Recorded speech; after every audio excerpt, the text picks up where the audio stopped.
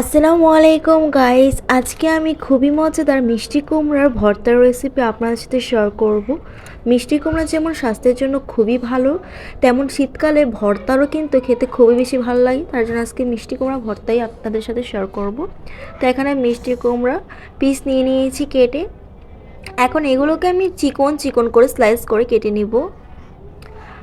আর মিষ্টি কুমড়ার ভর্তা আগে আপনারা খেয়েছেন কিনা জানি না, বাট এটা খুবই মজা আর এটা তো স্বাস্থ্যের জন্য খুবই ভালো। শীতের দিনে ভর্তা কিন্তু খুবই ভালো লাগে। এখন আমি মিষ্টি কুমড়োগুলোকে দেখুন কিভাবে স্লাইস করে কেটে নিচ্ছি। তো এইভাবে আমি মাঝখান দিয়ে কেটে চিকন চিকন করে কেটে আমি স্লাইস করে নিচ্ছি। তো এই তো কাটা কিন্তু কমপ্লিট হয়ে গিয়েছে। এবার একটি প্যানের মধ্যে আমি পরিমাণ মতন তেল দিয়ে দিলাম। এবার তেলের মধ্যে দিয়ে দিলাম শুকনো মরিচ আর কাঁচামরিচ।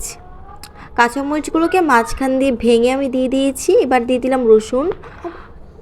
এবার আমি সবগুলোকে ভেজে নিব, সাইড সাইড করে ভেজে নিচ্ছি। তো দেখুন আমি কীভাবে ভেজে আমি আলাদা করে নিয়ে নিচ্ছি। এখন আমি পেঁয়াজ দিয়ে দিলাম, পেঁয়াজ কুচিগুলোকেও ভালো করে ভেজে নিব। পেঁয়াজগুলোকেও ব্রাউন কালার পর্যন্ত ভেজে নিব। এদিক দিয়ে দেখুন আমার কাঁচামরিচগুলো কিন্তু ভাজা হয়ে গিয়েছে, উঠিয়ে নিলাম। এখন পেঁয়াজ কুচিগুলোকে উঠিয়ে নিচ্ছি, রসুনগুলোকে একটু ভেজে নেব আর দিয়ে দিব এখানে মিষ্টি কুমড়ো পিসগুলো। এগুলোকে আমি একটু ভেজে নেব। তো এইভাবে মিষ্টি কুমড়োগুলোকেও একটু সময় ধরে ভেজে নিব। সামান্য একটু লবণ দিয়ে দিব মিষ্টি কুমড়োগুলোর মধ্যে আর ভেজে নিব।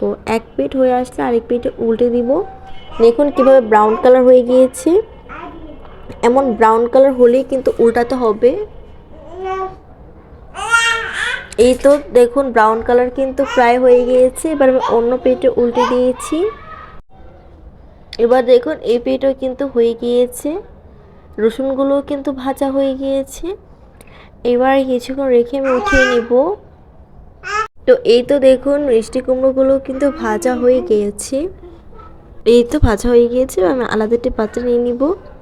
আর এখন দেখুন শুকনো মরিচগুলোর থেকে উপরের অংশটা আমি ভেঙে নিলাম, তারপর লবণ দিয়ে দিলাম। এবার শুকনো মরিচগুলোকে ভালো করে আমি হাত দিয়ে ভেঙে নিচ্ছি। এখন দিয়ে দেব কাঁচামরিচটাকে। কাঁচামরিচটাকে শুকনো মরিচের সাথে আমি মিক্স করে নিলাম। তারপর দিয়ে দিলাম রসুন কুচিটা আর দিয়ে দিলাম পেঁয়াজটা। দিয়ে ভালো করে আমি মিশ্রণটাকে একসাথে হাত দিয়ে মাখিয়ে নিচ্ছি। এভাবে কিন্তু স্টেপ বাই স্টেপ হাত দিয়ে মাখিয়ে নিতে হবে। এবার লাস্ট পর্যায়ে দিয়ে দিব মিষ্টি কুমড়াটা আর দিয়ে ভালো করে হাত দিয়ে আবারও আমি মেখে নেব। আর খুব ভালো করে মাখতে হবে হাত দিয়ে। তো দেখুন আমি কত সুন্দর করে হাত দিয়ে মাখিয়ে নিয়েছি আর দেখতেও কতটা লোভনীয় লাগছে, তাই না? তো এবার আমি ভালো করে হাত দিয়ে একদমই মিশ্রণটাকে গলিয়ে গলিয়ে হাত দিয়ে মাখিয়ে নিয়েছি। এখন দিয়ে দিলাম এখানে ধনে পাতাগুলোকে দেওয়ার পর হাত দিয়ে আবার একটু মাখিয়ে নেব।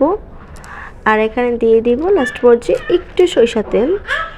দেওয়ার পরে কিন্তু ভর্তাটা কমপ্লিট হয়ে যাবে। এই তো জাস্ট লোকটা দেখুন কতটা ইয়াম্মি লাগছে, দেখলেই কিন্তু খেতে মন চাইছে, তাই না?